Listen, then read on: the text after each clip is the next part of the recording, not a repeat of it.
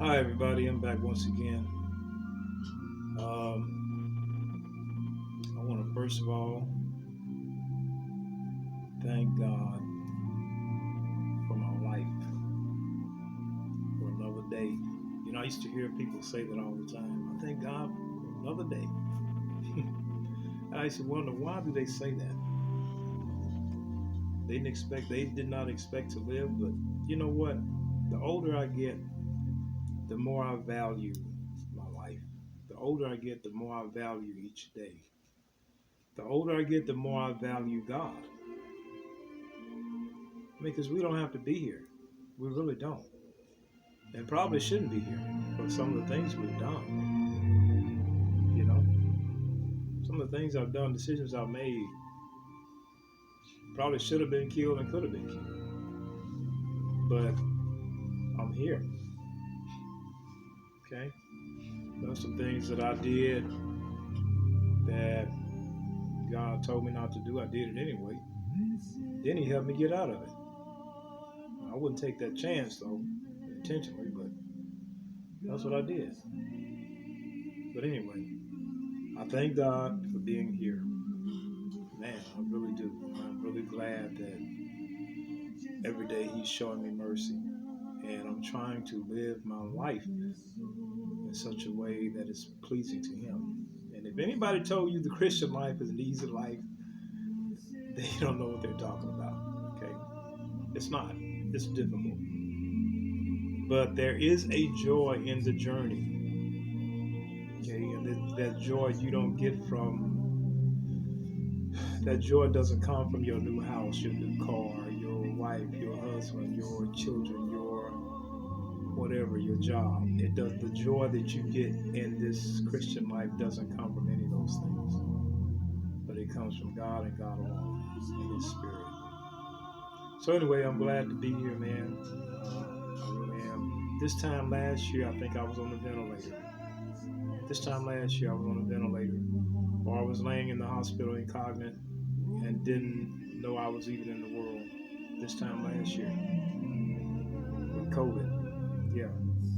And sometimes I think about those days, and it scared me more now than it did then. But anyway, what I want to talk to you about this morning. Now we know that we got this trial coming up, this George Floyd trial, and I mean, it's crazy.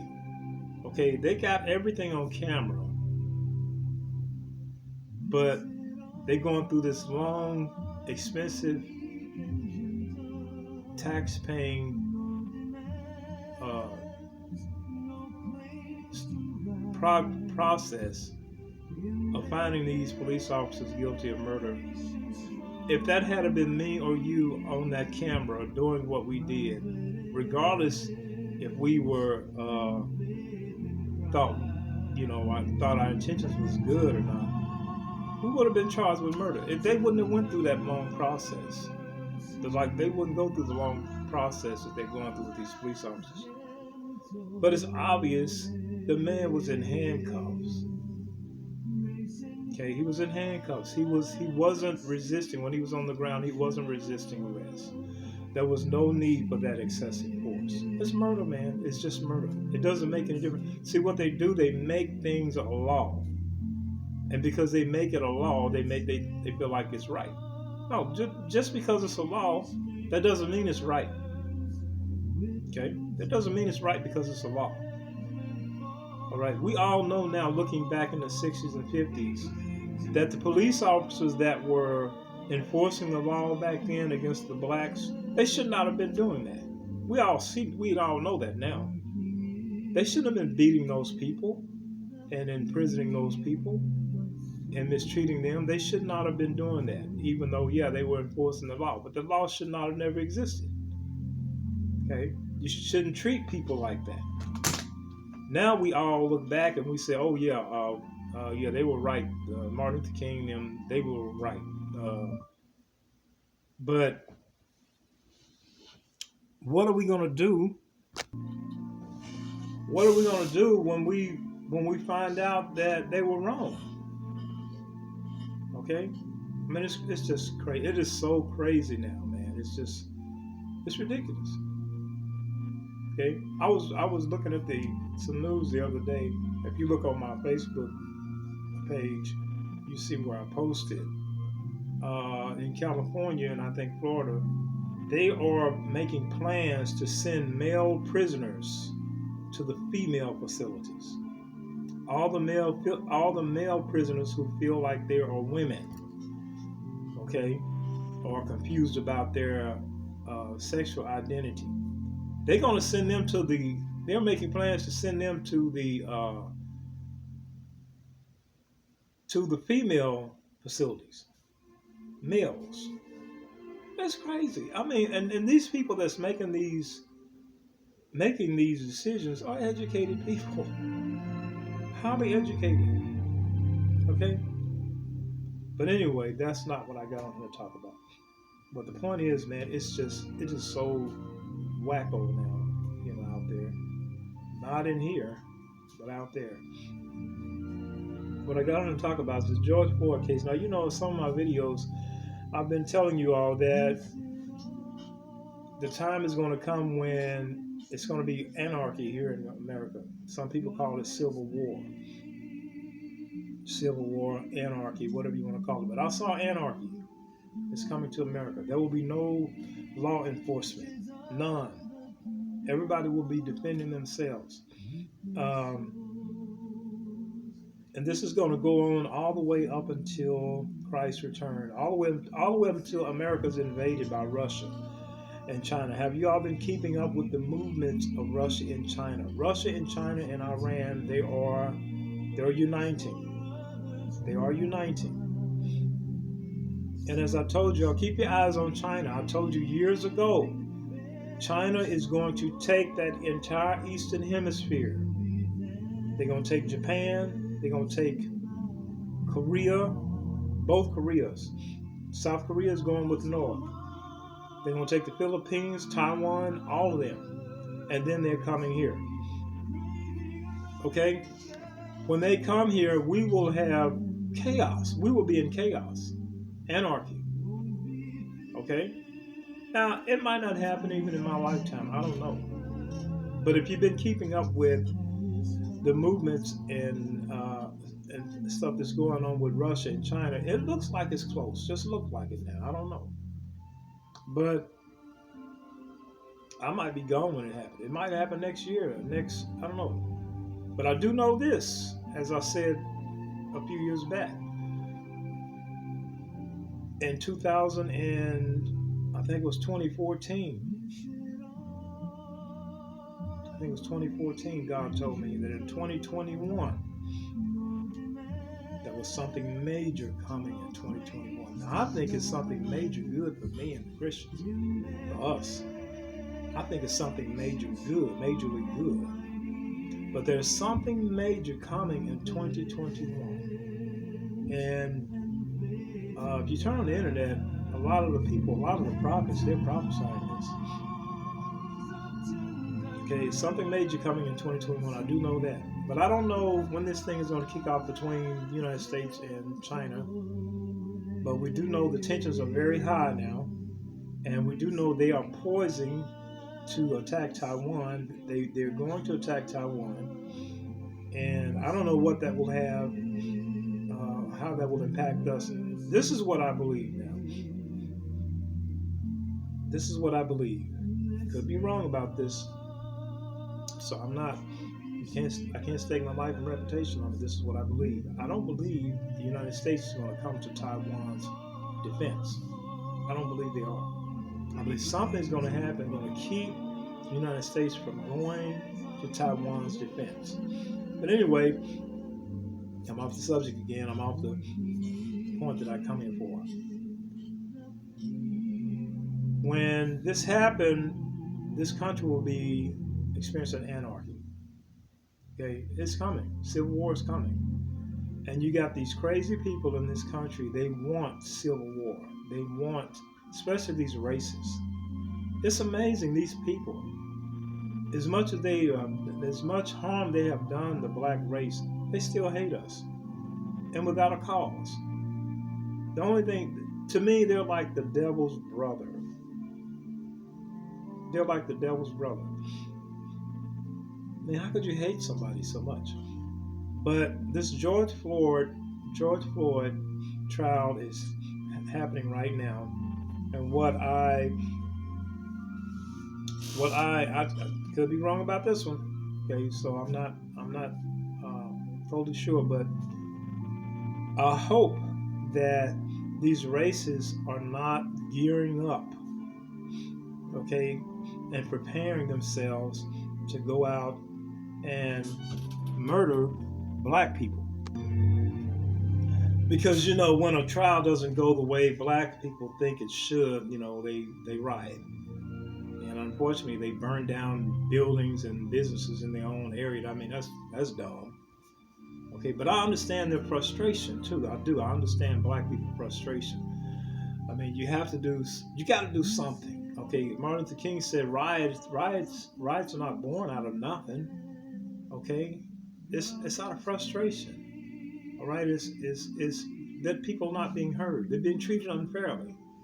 Okay, so they don't know anything else to do but throw a rock. Okay, but unfortunately, they break the wrong windows, and you know, some of the business they destroy are the business of black people. All right, so I don't know how much that helped the black community, but I understand. You know, it sends a message. It sends a message. Now, do I agree with that? No, I don't think they should do that, but I understand why. I understand. I may not agree with some things, the way things are done, but I understand why they're done. So, but I hope the white races are not gearing up and planning on going out when because we could have an explosion all around the country. And they've been planning. They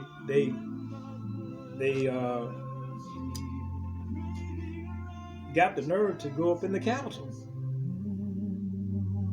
I wonder if that whole crowd had been Black Lives Matters, Black Panthers, and those other militant black groups, how many of them would have been killed? But they had the nerve to go up in the Capitol, okay, and just desecrate it. All right, but I hope they're not gearing up to just go out and kill blacks. Now, this is what came to my mind. I don't know. Now, I don't always like to get on here and sound like I'm always on the negative side of things. But you know what? This is reality, y'all. We can't always be talking about the roses, the clouds and the roses, and, you know. I mean, I like a good message, a good sweet message, you know. Every once in a while, I turn over to Joel Osteen, and he always talk nice and sweet. You know, he always talk about, Joel Osteen he can be preaching about hell and it don't sound bad. You know what I'm saying? Because he sounds so nice. You know, he just does it so nice. But we have to be real sometimes. This is reality. And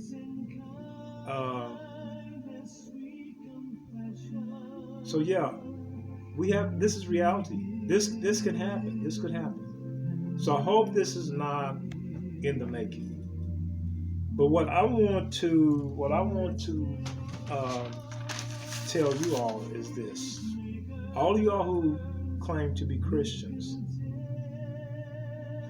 you should not involve yourself in rioting, fighting against the police, breaking out windows, none of that.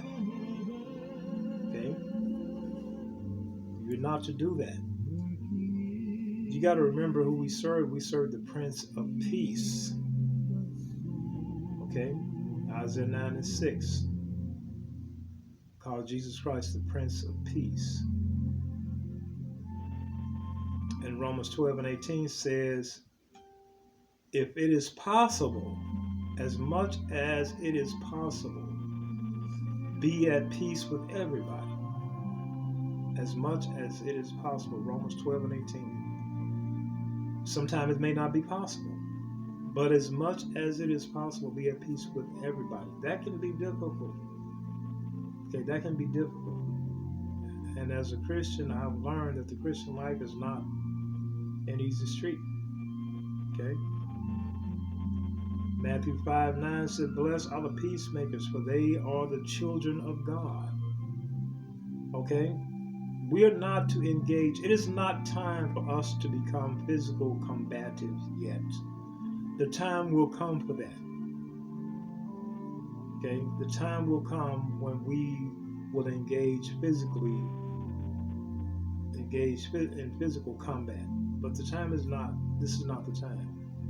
Okay? We are to be as wise as serpents and harmless as doves. Okay? And as much as it is possible, be at peace with all men. Now, the Bible even tells us to pray for our enemies, feed our enemies. Okay? This is the attitude we are to have toward our enemies. Will that be easy? That may not be easy. I don't know. It just depends on how willing you are, how willing we are to do that. It just depends on how much God's grace you to do that. Okay? But we are not to, as Christians, do not involve yourself in violence. Okay? Even though, man, sometimes we feel like it's necessary. You know, sometimes we feel like the only way they're going to hear us is involve ourselves. Is to communicate to them in some kind of violent way. But we're not to do that. Okay? Now, if you know, I don't believe if you are. I think if there is a situation where there's danger, you should try to avoid it. If you know there's danger, just try to avoid it. Go around it. Stay away from it. Don't go out or something.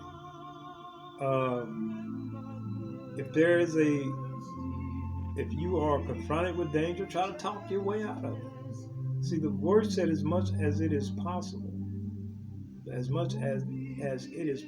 be at peace with all men. Try to talk your way out of it.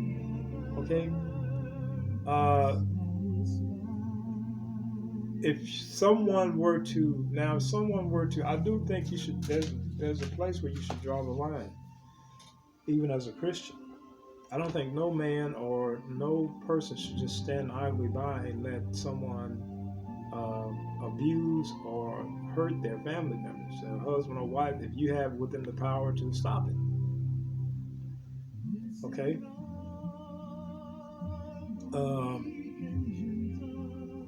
I think that's where you should draw the line. But even in that, in defending your loved ones, your heart should be right about it. Okay? You shouldn't do it in anger or revenge. You shouldn't do it out of anger or revenge or retaliation. Okay? But it's just to protect your loved ones and try to protect the person that's the assailant. Try to protect the assailant. Okay? Try to talk some sense into him. Okay, we are peacemakers. All right? Now the time will come, though. The time will come when we will not be, well, we will always be peacemakers because we will always serve the Prince of Peace. But we will not handle situations exactly the way we handle them now. The time will come, you will judge a man as you see fit. In the name of peace. Okay? In the name of peace, you will judge all men as you see fit, as you deem it necessary. So don't get involved with these riots. If there will be any riot, don't get involved with it. As Christians, we're not to do that. And if it gets really bad, stay in as much as you can until the kind of things simmer down a little bit. Pray and ask for God's guidance. Pray and ask for His guidance, and don't depend so much on your gun, because you don't have eyes in the back of your head. If I had eyes in the back of my head And if I knew the future, if I knew what was coming next, then I might would depend on my gun, but I don't have those things, so I have to depend on God to protect me. So remember that I don't know if this is coming this year, next year. I don't know when, but it's coming. Okay, anarchy is coming to this country, and I do know that this year we can expect huge, something huge. This year, next year, huge change. But I don't know what it is. I do know it's something good for the Christians, though. Okay, so don't engage in violence, y'all. All right, but protect your family, protect your brothers, sisters, mother, father, husband, wife. Protect them the best you can. But if there's any way possible you can avoid danger or avoid violence, avoid it. Who wants to be fighting, man? Okay, who want to be fighting? I don't want to be fighting. I used to fight a lot when I was a kid. You know, I used to love to fight till somebody bust me upside my head. Then I would run. Then I would cool down a little while, you know. But then I'd be looking for another fight later. But yeah, I used to do that when I was a kid, you know. But when I got grown, I realized, wait a minute, I could get killed doing this. Okay? And I had to stop fighting. Who wants to be fighting all the time? All right. So that's all I had to say. I have not been making videos. I've been trying to regroup myself and just kind of realign myself. Been making some serious adjustments, you know, serious emotional adjustments. But that's all right, you know. I'm gonna get through it, and everything's gonna be all right. All right. So remember what I said, you know, no fighting, y'all. Stay out of the streets. Um, you know, you might be called a coward, a traitor, or whatever, but don't get involved in that.